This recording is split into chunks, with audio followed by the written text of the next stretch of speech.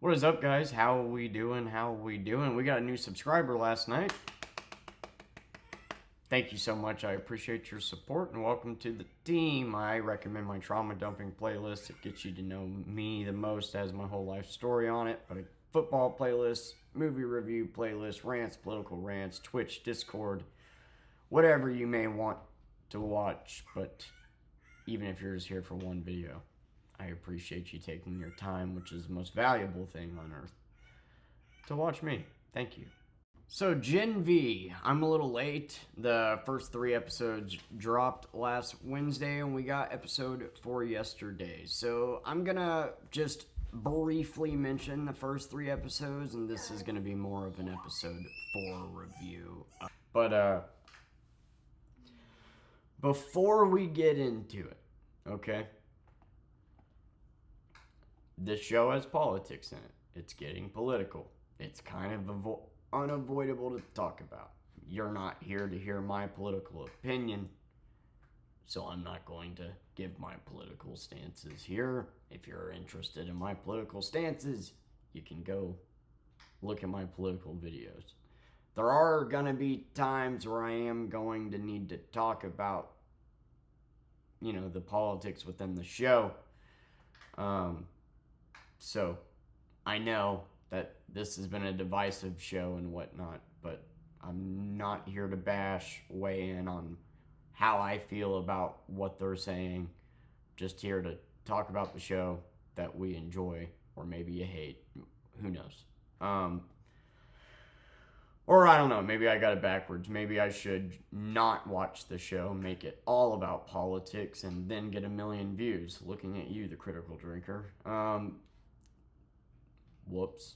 Anyway, yeah, so Gen V Season 1, spoilers if you haven't seen that, but if you're here, I'm assuming you did. Gen V Season 1, we basically slowly uncover the fact that God U is taking soups and doing experiments on them to figure out a virus to wipe out all soups. And Kate and Sam end up being called the true guardians of Godolkin, while the cast that we follow, the good guys, ended up being imprisoned. And unfortunately, the actor that played Andre, Chance Perdomo, I hope I'm not saying that wrong, tragically died in a motorcycle accident. And R.I.P. That's so rough. He was my favorite character. He was a damn good actor. And, yeah, his absence is definitely felt in this season. Anyway,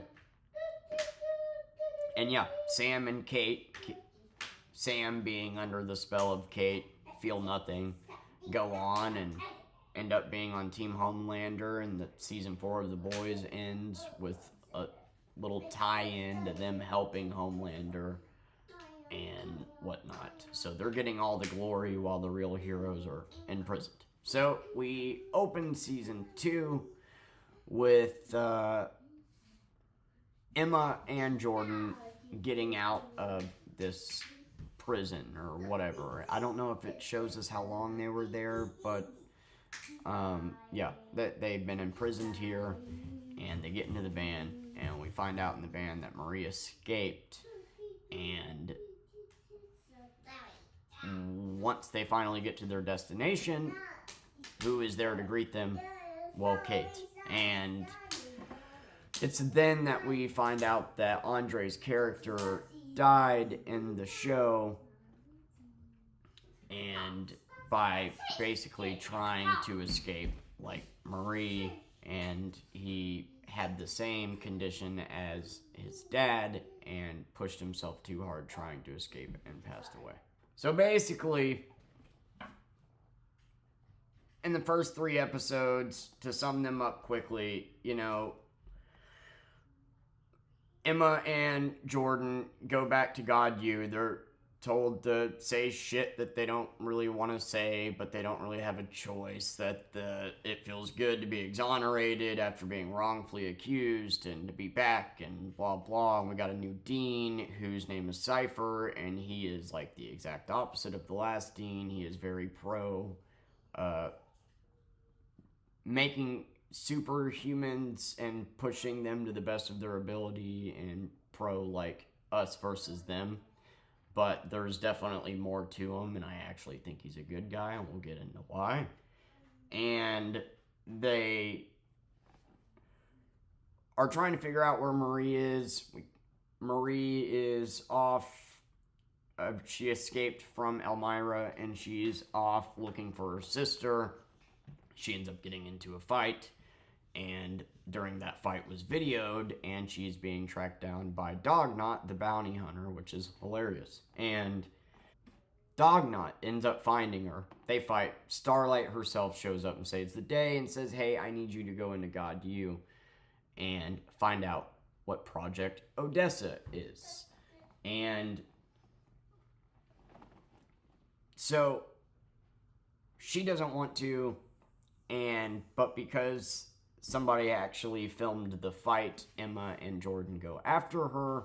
Kate is now working for the new dean and followed them there and reads Marie's mind and figures out that she was talking to Starlight and tries to forcibly bring her in to talk to Vought, and admits that she has tortured people to get information for Vought. So Jordan ends up, using her powers to knock her into a building, and she accidentally hits him like a electric thing and bashes in her skull. And they can't touch her to help her because of Kate's superpowers.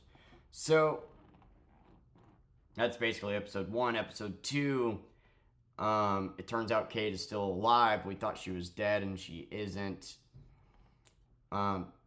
And Marie makes a really fake, I went on my mental health journey and I figured everything out and blah blah. I am so happy to be back at God U, and gets back into the school, and Emma goes and visits Andre's dad and basically convinces him to come work at Vought again. And Emma and Andre's dad go down to wherever all the files are and basically flatter a guy into allowing them to see the files, and they find a hidden door and find the file of Project Odessa. And meanwhile, Marie is off visiting her aunt, asking about her sister, and finds out that she actually wasn't naturally born by her mother, that she was created at Godolkin, and the person in the picture that delivered her is now the dean. And so she's finding this out while Emma is finding out that she is Project Odessa. And Kate ends up coming back and is fuming. And I want to go on a little rant here about Kate. I hate Kate. Okay? I do. I hate her. The entire first season, let's recap all the damage that Kate has done. And the reason why I'm going on this rant is because of her.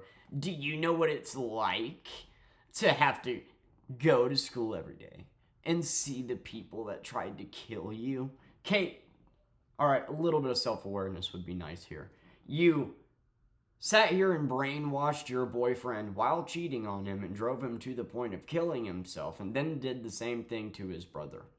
You sat here and covered up for the dean and mind raped your friends while, they did awful experiments on all these kids. Then you overcorrected to kill all humans, let all these people out that went and started killing these innocent people and got killed, and then tried to touch Jordan to influence him to go do the same, and Marie blew your hand off, and then the real Guardians of Godolphin, went into captivity. You got all the fame, got to be in movies, got to be next to Homelander, tortured people for Homelander. Now you're working for another Dean, manipulating him.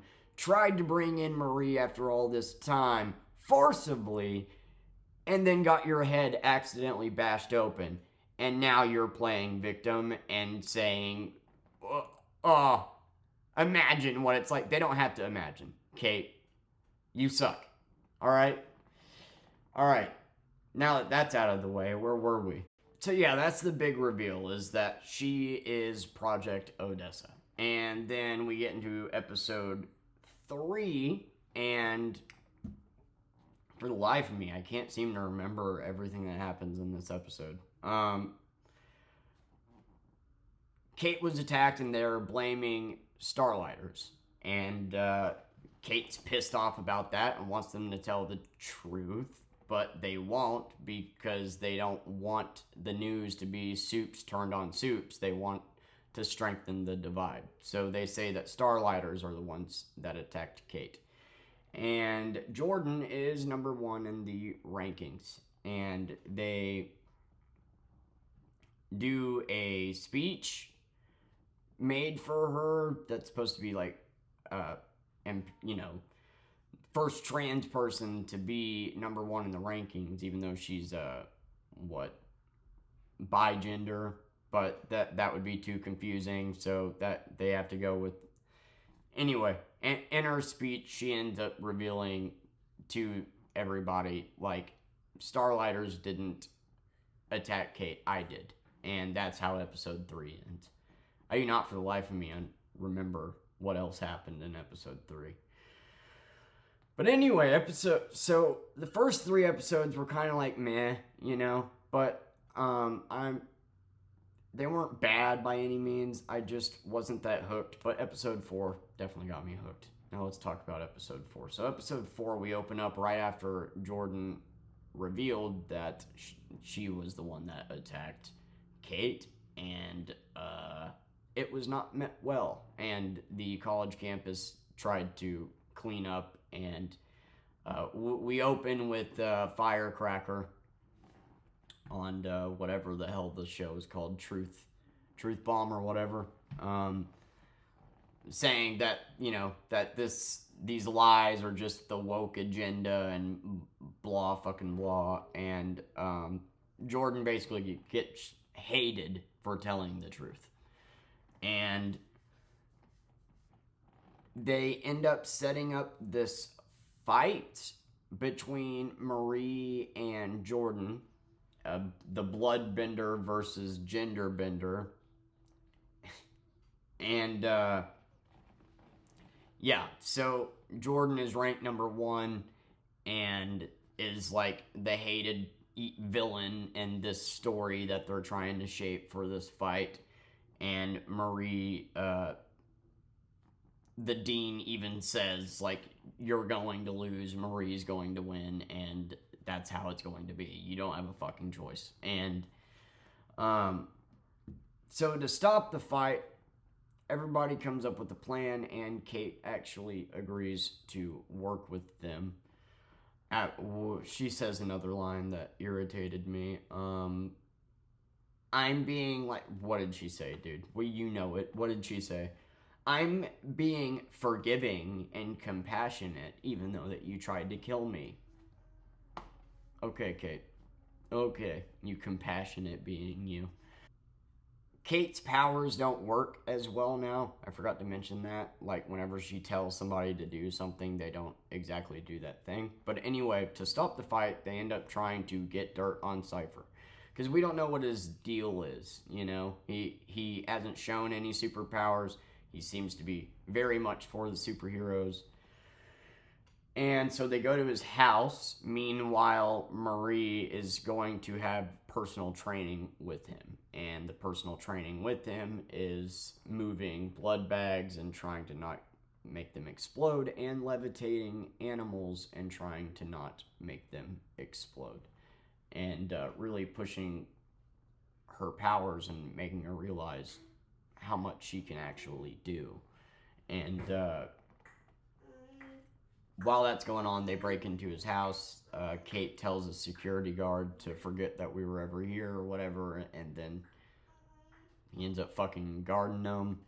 And they find a really old dude in this metal tube.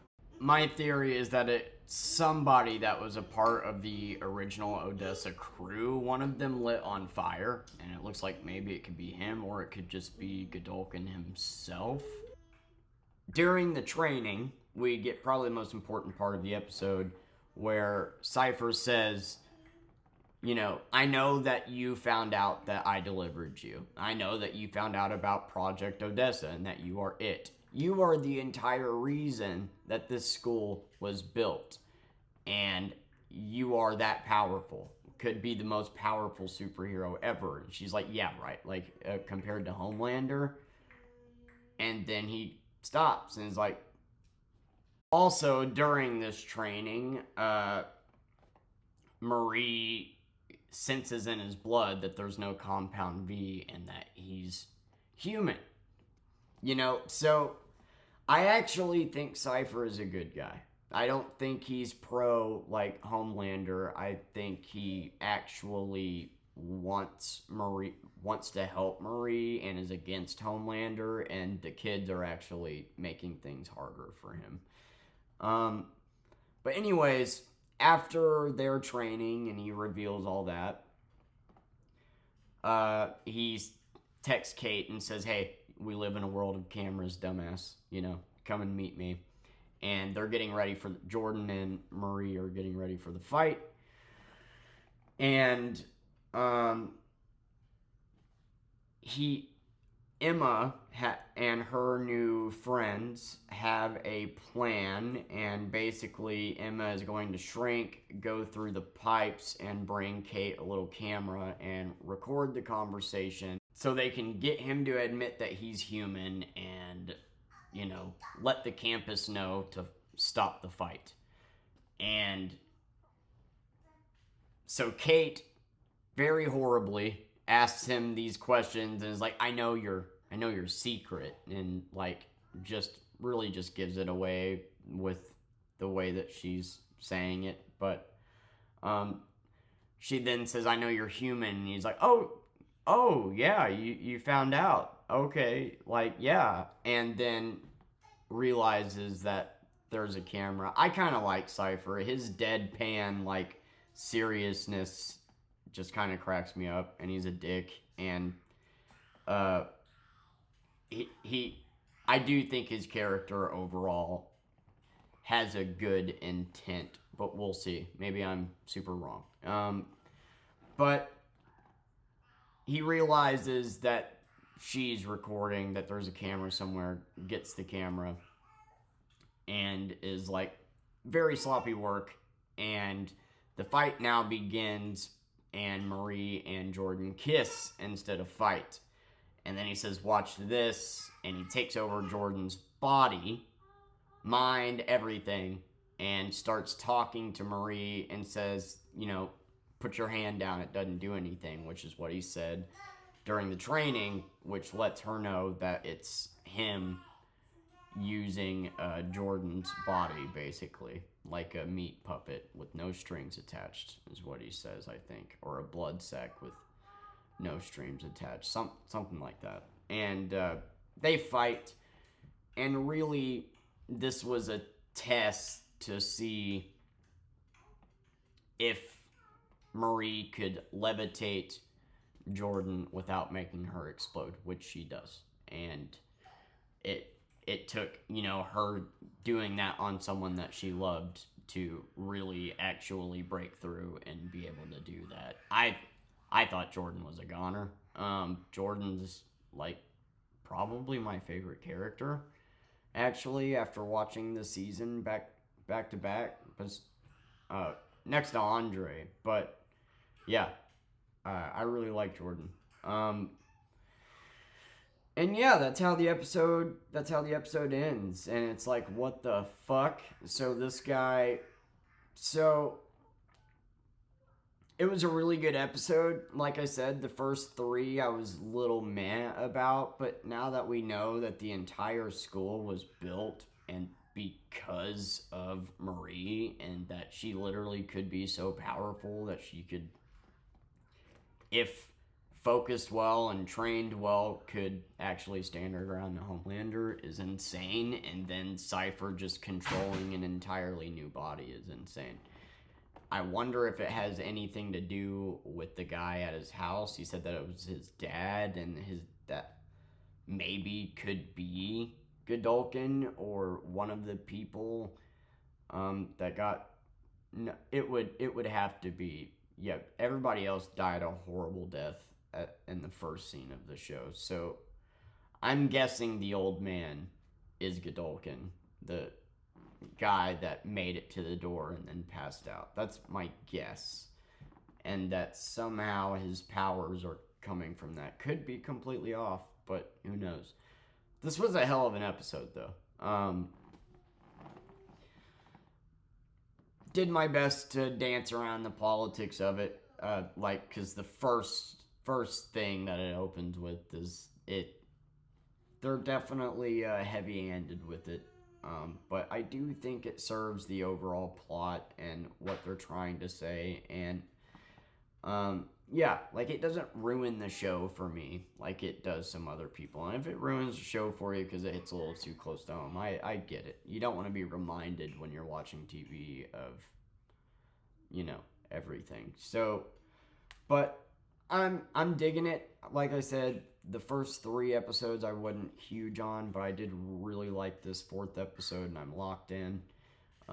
Sorry I'm so late on reviewing it, and I wish I could have done a better job reviewing the first 3 episodes, but I just did not have time last week. So, yeah, I will review this every week going forward, and gonna review Peacemaker tomorrow, 28 years later the next day, and then we'll dive back into my personal life and vlogging and whatnot. But for the next few days, I just want to do some lighthearted talk about stuff that I'm interested in, and and I just season 5 of The Boys, if they land the plane right, could be one of the best seasons of television in history. So I'm just so curious how this is gonna lead into season 5, and I'm excited. Yeah. Anyway, thank you guys for watching. I love you. Sorry I was a little scatterbrained on the first 3 episodes, but yeah. Thank you, and I will see you guys tomorrow.